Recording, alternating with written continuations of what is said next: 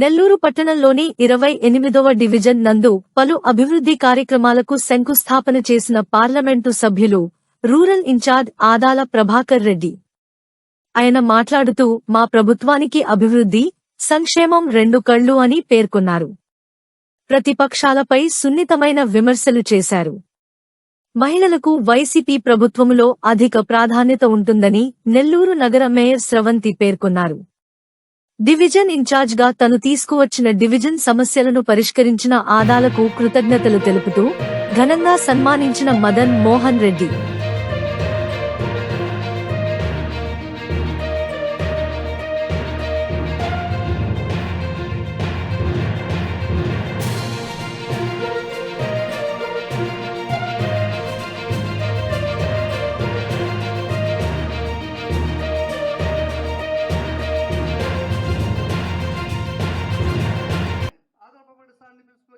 మొత్తం 15 రోజుల్లో రోడ్డు వేయించేశారు.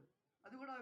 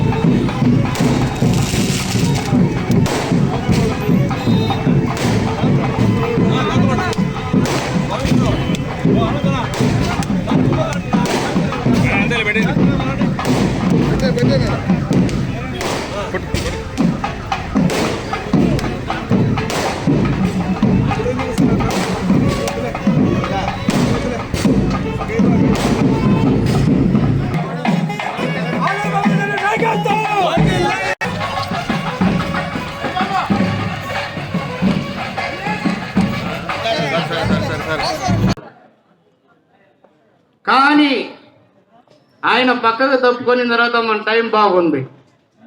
ఎందుకంటే అప్పుడే మన జగన్మోహన్ రెడ్డి గారు మన ఆదాల ప్రభాకర్ రెడ్డి గారిని, అయ్యా మీరు రూరల్ నియోజకవర్గాన్ని దత్తత తీసుకోండి, వారి బాధలను వినండి, దాని ప్రకారం మీరు వాళ్ళకి చేసి పెట్టండి అన్న ఒక్క వారంలోనే 15 రోజుల్లోనే ఆయనకి ఇన్ఛార్జ్ ఇచ్చిన 15 రోజుల్లోనే ఆయన ఈజీలో వచ్చి అన్ని సర్వే చేశారు.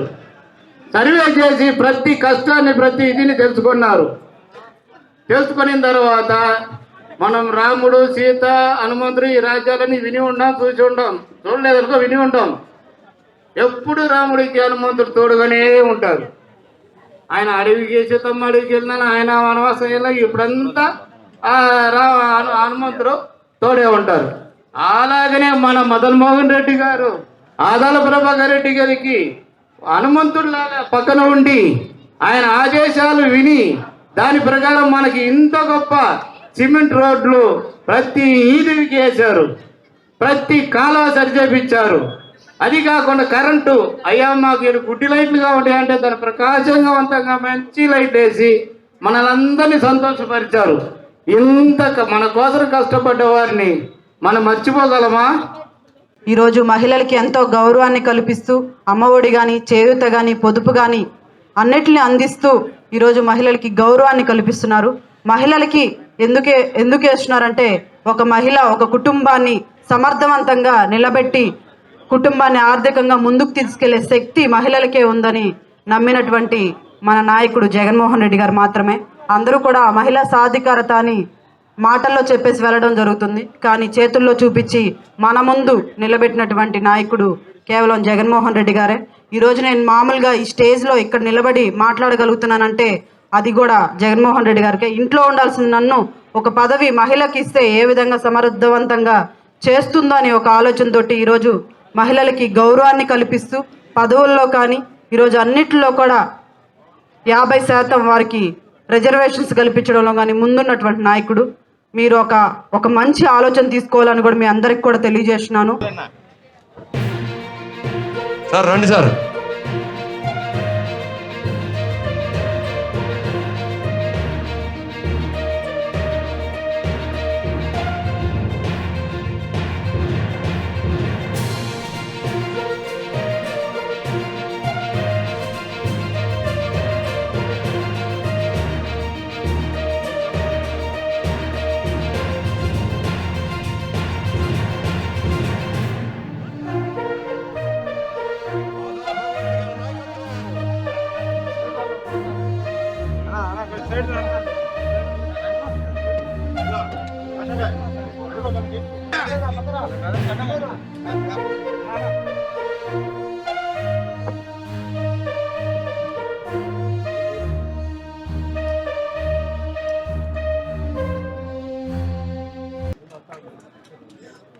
ఈరోజు చూసినట్లయితే మన నెల్లూరు రూరల్ నియోజకవర్గంలో 18 గ్రామాలు ఉన్నాయి, 26 డివిజన్లు ఉన్నాయి.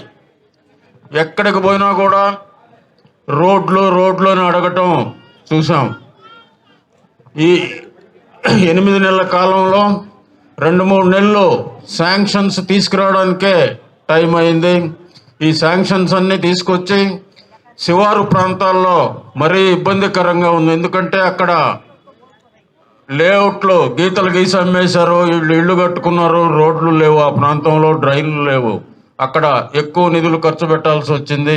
డెవలప్ అయిన ఏరియాలో కూడా కొన్ని రోడ్లు మిగిలిపోయి ఉన్న పరిస్థితులు, డ్రైన్లు మిగిలిపోయి ఉన్న పరిస్థితులు ఉన్నాయి. ఆ పరిస్థితుల్ని చూసి వివిధ రకాలుగా నిధులు తీసుకొచ్చాం. గతంలో పేమెంట్లు అయ్యేవి కాదు, అందుకని కాంట్రాక్టర్లు కూడా ముందుకు వచ్చేవాళ్ళు కాదు. ఈరోజు పేమెంట్లు అయ్యే పరిస్థితిలో సెంట్రల్ గవర్నమెంట్ నిధులు కొన్ని, ముఖ్యమంత్రి గారి కాడి నుంచి కొన్ని, పార్లమెంట్లో నా నిధులు కొన్ని, ఇట్లా అనేక నిధులన్నీ కూడా జోడించి దగ్గర 150 కోట్ల రూపాయలతో ఈ 6 నెలల్లో ఈ ప్రాంతానికి ఖర్చు పెడుతూ ఉన్నాం. ఇంకా కూడా 50-60 కోట్లు ఈ 2-3 నెలల్లో ఖర్చు పెట్టాల్సిన పరిస్థితి ఉంది. ఈ 28వ డివిజన్లో మరో 1 కోటి రూపాయలు కూడా ఇస్తూ ఉన్నాం కొత్తగా. అవి కూడా ఎక్కడెక్కడ అవసరం ఉంటే ఇక్కడుండే పెద్దలతో మాట్లాడుకొని ఆ ప్రాంతాల్లో అభివృద్ధి చేసుకోవాల్సిందిగా కోరుకుంటూ, ఈరోజు మన ముఖ్యమంత్రి జగన్మోహన్ రెడ్డి గారి పాలనలో చెప్పినట్లుగా సంక్షేమ కార్యక్రమాలన్నీ కూడా చేయడం జరిగింది. వాళ్ళు ఒక పక్క సంక్షేమ కార్యక్రమాలకు ఖర్చు పెడుతూ ఉన్నారు, అభివృద్ధి జరగడం లేదు, మేము వస్తే అభివృద్ధి చేస్తాం, సంక్షేమ కార్యక్రమాలు మానేస్తామని అపోజిషన్ వాళ్ళు చెప్పడం చాలా దారుణమైన విషయం. ఈరోజు వాలంటరీ వ్యవస్థ కానీ సచివాలయ వ్యవస్థ కానీ మనకి ఎంతో అందుబాటులో ఉండి ఉపయోగపడుతూ ఉంది. దాన్ని కూడా రద్దు చేస్తూ ఉంటారు. ఒక ఆయన వాలంటీర్లను తీసేస్తూ ఉంటాడు, ఇంకొక ఆయన అనవసరంగా ఈ పథకాలు ఇస్తున్నారు, వాటిని కొన్ని తగ్గించాలంటారు. కాబట్టి మీరు అందరూ కూడా ఆలోచించాలి. ఒక పక్క సంక్షేమం ఎక్కడ కూడా ఆగకుండా చెప్పిందే కాకుండా ఇంకా కొత్త పథకాలు ఎన్నో కూడా తీసుకురావడం జరిగింది.